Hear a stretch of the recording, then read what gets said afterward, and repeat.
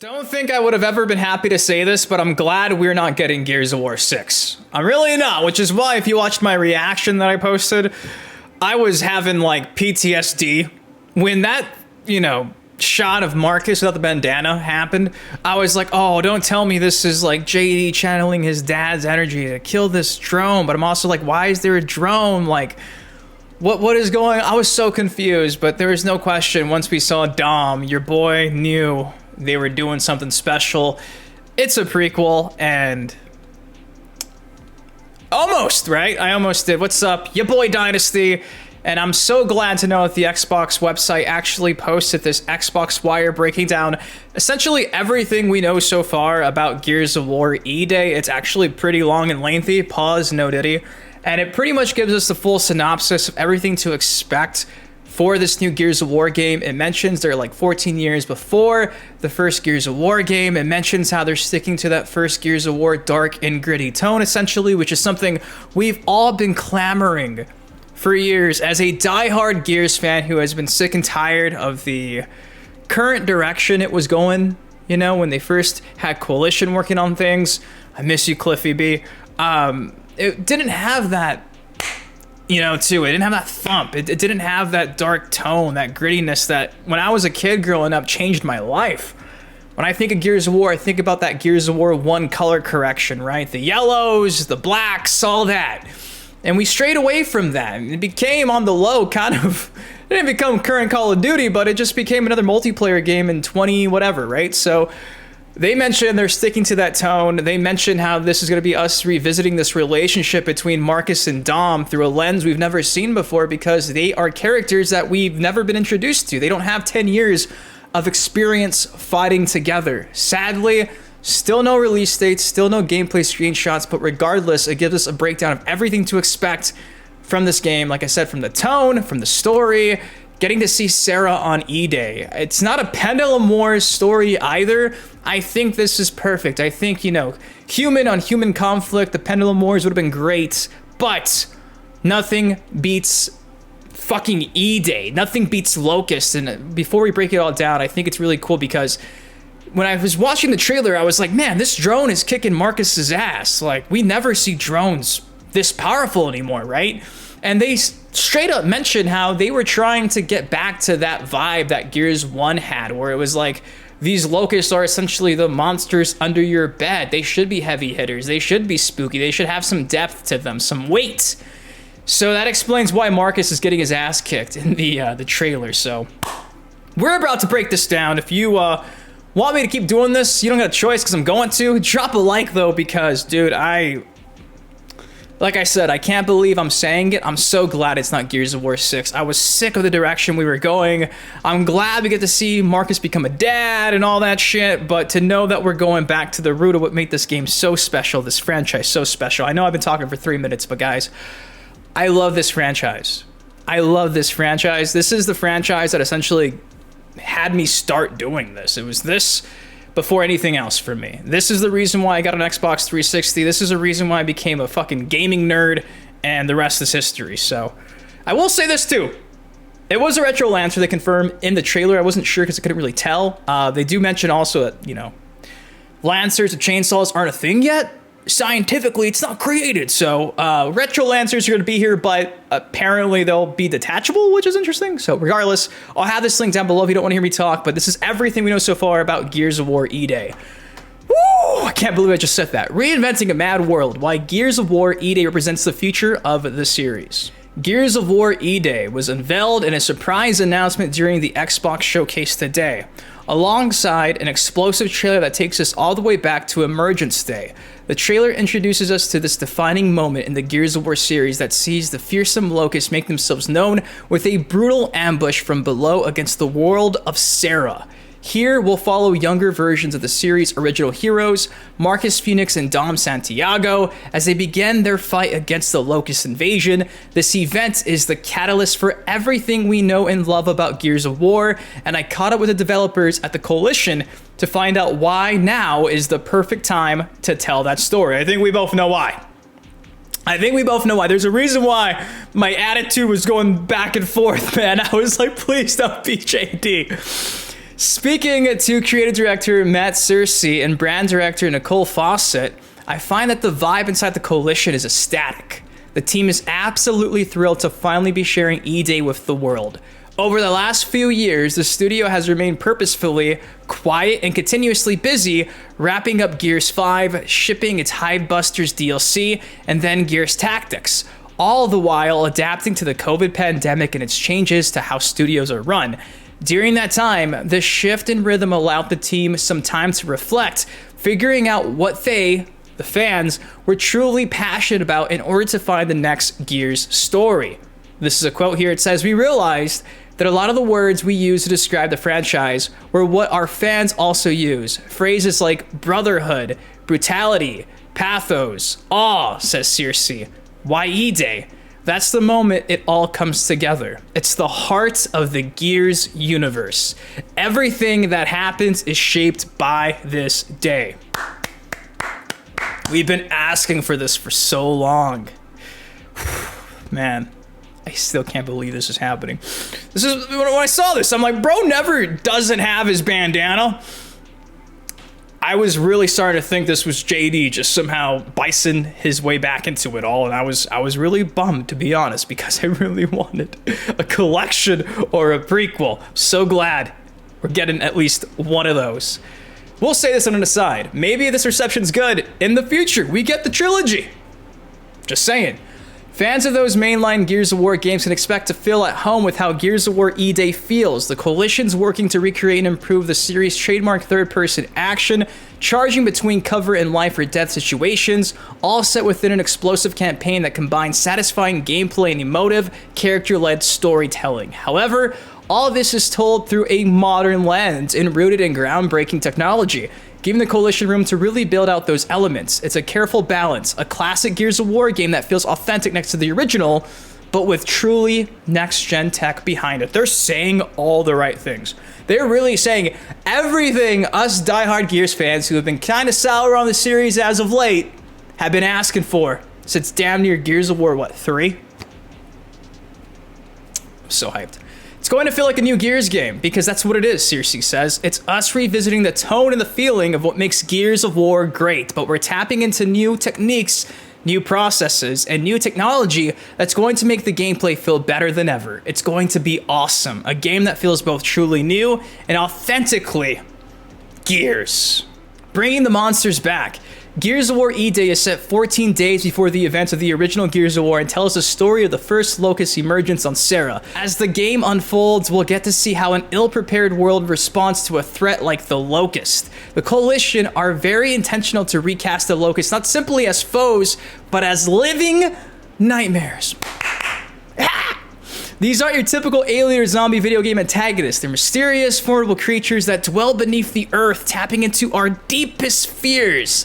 The design brief is pretty simple, explains Searcy. Locusts are the monsters under the bed. What would happen to the people of Serra in seeing this overwhelming army of monsters and trying to figure out, what are you going to do? Studio art director Arian Handbeck explains further, when players experience E-Day, they see the monsters through the eyes of those encountering them for the first time. The design team prioritized redefining the Locust drone, which has slowly become mere cannon fodder as the series progressed. Bro.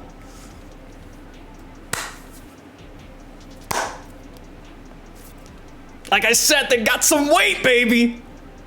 We transformed the drone into something fearsome, physically and intimidating and utterly brutal, Handbeck notes, highlighting its enhanced status just behind Marcus and Dom in the announced trailer. Getting the drone right was crucial. Everything else with the Locust were scaling up from there. Again, they strayed too far away in the recent games. This is important. They're going back to the roots, and it's true. Bro, you know how many drones we killed? That Seriously 2.0 achievement was, what, 100,000 kills? We were killing drones left and right. They became nothing. They really did become just fodder, and now they were taking Marcus to task in that apartment building, baby. Tale of Origins. The E-Day reveal trailer wastes no time reintroducing us to Marcus as he engages in a brutal struggle with the aforementioned locust drone. However, unlike our previous outings with him, this is the first time that the seasoned horde-sawing soldier we all know is faced off against an enemy like this. Wow. So that was the first time he was going up against this thing. You can feel the strain and helplessness as he jousts with an inexplicable monstrosity before fending it off. Not with his Retro Lancer, but a nearby television set. So again, it is a Retro Lancer.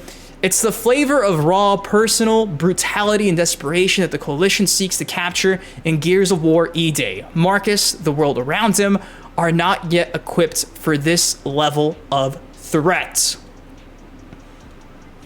We're back, boys. We're fucking back.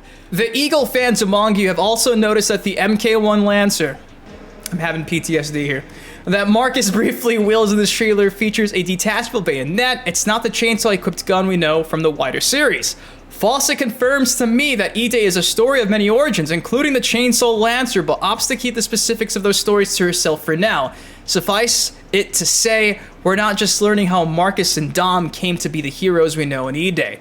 The Chainsaw Lancer currently doesn't exist in that period, but it's not a Gears game if you're not chainsawing Locust. So, we'll probably be getting some type of first look at how they came to be. I'm assuming we're gonna grab a chainsaw and just duct tape it Doom 3 status with the fucking flashlight. This time, Marcus is gonna be like, we'll tear them up. He just fucking uses his brilliant engineering brain and makes the first ever Lancer before it gets manufactured. I don't know. That's still fucking sick. Hopefully it's not broken in OP, but we'll see. Goes on to say, fans will also immediately recognize the trailer's inclusion of Mad World, the Tears for Fears track famously covered by Gary Jules and used in commercials for the original Gears of War games. Composer Adam Lastiqua, if I completely butchered that, I'm so sorry, has masterfully reimagined the iconic Mad World track for Gears of War E-Day trailer, crafting an original instrumental that enhances Gary Jules' haunting cover and aligns perfectly with the game's darker and grittier themes. I can't believe I'm reading this right now. This instrumental cover plays out as Marcus and Dom gaze out into the locust-decimated ruins of the city, a callback to the profound emotional depth of the landmark 2006 commercial. Unlike typical video game promotions of its time, this ad set out by portraying its hero as vulnerable and isolated, sharply contrasting with the over-the-top marketing norms of that era. Relicensing the music was just the beginning, Fawcett remarked. The original Mad World commercial resonates because it portrayed a heroism rooted in vulnerability, not invincibility. Facts, bro. Yo, they're saying all the right things. We wanted to explore all the elements that made that ad memorable and impactful. This reflection shaped the approach, ensuring the trailer did more than just evoke nostalgia. Our goal was to explore and reinvigorate the foundational ideas of the series. Article goes on to say, as Marcus teeters on the edge in a fierce close quarters battle with the Locust, he swiftly outsmarts the drone by planting the Lancer into the wall, disengaging the bayonet and downing his foe with a kill shot. He takes a moment to recuperate before plummeting through the floorboards to what would presumably be his death at the behest of a giant emergence hole. We've not seen emergence holes since Gears of War Judgment. We don't talk about that game. And watching this cavernous void swallow up an entire building with ease is particularly terrifying. However, in this moment, we see the reveal of a young Dom Santiago reaching out to help him up, and for longtime fans, it's an emotional homecoming like no other. Honestly, again, I was just not sure what the hell I was looking at. Was it just the actual story unfolding before me? Is it just a marketing ploy? There's no question. When I saw a young Dom, I knew we were back. I couldn't believe it. And look at him right here. Looks so good. The beginnings of brotherhood. The story is, of course, told from the perspective of a much younger Marcus and Dom, while the pair are seasoned veterans of the Pendulum Wars, aka the human conflict taking place before the series begins. This is a wholly new threat for the pair to navigate. The best Gears games have these super emotional themes around shared burden, belonging, trust, and loyalty, and Marcus and Dom have a really interesting relationship going into E-Day, Cersei says. To give some background context into the story of E-Day, Marcus and Dom are connected through Dom's older brother, Carlos, who died on the battlefield with Marcus. The pair were best friends, so Marcus and Dom are in the early stages of forming a kinship over a shared loss and navigating those emotions together. We're telling the origin story of Marcus and Dom and their bond. This is the bond that defines the franchise, Cersei says. They're not the characters we know from Gears 1 to 3. They don't have 10 years of fighting the locust between them. When the game opens, there's supposed to be peace on Sarah, and they're trying to figure out life without this person they both loved. People are going to see the formation of this brotherhood that is so iconic to Gears. Bruh. They're giving us so much with this article. Dealing with the new locust threat becomes the more pressing concern with the two friends over the course of Emergence Day, but those emotional beats will still course through the story as you play. Fawcett says this is particularly exciting. They are a lot more vulnerable, and I think that's a really modern take on those two characters. Fawcett explains, there's a weight they carry between them, and that creates a really interesting tension as they navigate their own relationship. You have this intimate story amid this wider backdrop of what's happening on this apocalyptic day. I think for fans, it'll really be compelling to dig deep and explore their bond and how it changes over time. Dude, I'm so excited. From the ground up. Key to the Coalition's vision is that, in another nod to the original game, E-Day won't just be a marvel of gameplay and storytelling, but of technology too. Game development has come a long way since the first Gears of War game. The Coalition, equipped with Unreal Engine 5, is prepared to take full advantage of this evolution to set new standards in technical prowess. Man, we're going, what, almost 20 years? Since Gears 1, yeah, there's definitely been some technological advancements since then. When the original Gears of War launched, its Mad World trailer was nothing short of a revelation. Rendered entirely in engine, it set a new benchmark for what gamers could expect directly from their gameplay experience. A rarity at the time when the chasm between cinematic trailers and actual gameplay graphics was notably wide. Epic Games' use of their own Unreal Engine not only showcased their confidence in games' visual performance capabilities, but also boldly declared the engine's power. The Coalition is honoring this legacy with Gears of War E-Day's reveal trailer powered by Unreal Engine 5. So again, from a technical standpoint, they're going to do a lot. It's not just going to be a great game, but also a, I guess, technological advancement for gaming. With the advancements in Unreal Engine 5, the leap in technical capabilities is tremendous. There you go. Explains Kate Rayner, the studio technical director at the Coalition. This includes over 100 times more environment and character details than Gears 5. Holy shit. Hardware ray tracing, lighting, reflections and shadows, next generation destruction and gore, and cutting edge animation technology, to just name a few countless improvements that will make Gears of War E-Day an unrivaled visual experience. Our ambition is to, once again, set a new standard in technical excellence, Rayner adds. We have fully modernized Gears from the ground up, infusing the DNA of Gears with the full capabilities of modern gaming technology. Every character, environment, animation in Gears of War E-Day has been completely rebuilt in Unreal Engine 5. That's exciting, allowing us to portray the Gears universe with an unprecedented detail and fidelity. The original Mad World trailer made a real statement by using in-game engine footage. We're pushing that even further with Unreal Engine 5, Rayner continues. Our goal with the announcement trailer was to highlight our commitment to pushing the boundaries of both storytelling and technology and gaming. Fawcett adds, when you look at Marcus and Dom in the original games, they're big, beefy tanks, exaggerated in their design. As you've seen in the trailer, you could see how these guys have really come to life as human characters in E-Day. Yeah, the drone looks terrifying. Look at this. To finish up this ginormous article about Gears of War E-Day, it says here, the future of Gears. Of course, this isn't the end of other ongoing stories in the Gears series. This team is content with the stories told in Gears 4 and Gears 5 and is by no means abandoning them. Cap, keep them away from me, please. But the collective passion for such an iconic origin story was simply too great to ignore. The story of E-Day and the origins of Marcus and Dom are such powerful, pivotal events, and the Coalition couldn't wait to tell it. We're super proud about Gears 4 and Gears 5 and the stories that were told. Fawcett adds, we're not retreating from that storyline in any way, but in this moment we had an opportunity to write our next step, and this one just felt too good to miss. Man, I hope they don't continue, at least anytime soon, because, man, you can't beat the Origins. You really can't. Give us another trilogy of this shit, please. It's also important to note that E-Day is not a spin-off. It's a completely new entry to the mainline series set earlier in the timeline. The events of the game not only serve as an exciting origin tale of two beloved characters, but it also adds detail and context to this period that will resonate through stories that will follow. In E-Day, the Locusts are not foes that our characters are accustomed to fighting. They are mysterious, Formidable and overwhelming, an unseen horror that Marcus and Dom and the rest of Sarah must learn to deal with before it's too late. Everything that happens in E-Day will shape the future of Gears of War for the better. This is the Gears of War story you've always wanted to hear, and it's going to be incredible. And there you go. So, a lot to unpack, but I think typically we could all agree hearing that they're going back to the origins, the dark, grittier tone, where this game made its mark again 20 years after the fact, nearly 2 decades.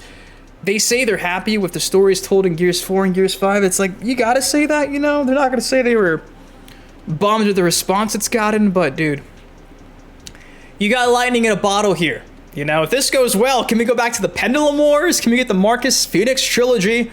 I'm excited. I'm a little anxious, but I'm just glad to know that 2 characters that shaped my life are back and better than ever with new tech, and we'll see what happens. No clue when it's dropping, probably maybe a year from now, a year and a half from now, but I'll be on it. So if you guys are excited for Gears of War E-Day, drop that like and let me know. What do you think about this game based on that trailer, based on this article? Are you like me and kind of over the direction they were going? Thank God they pivoted back to the origins.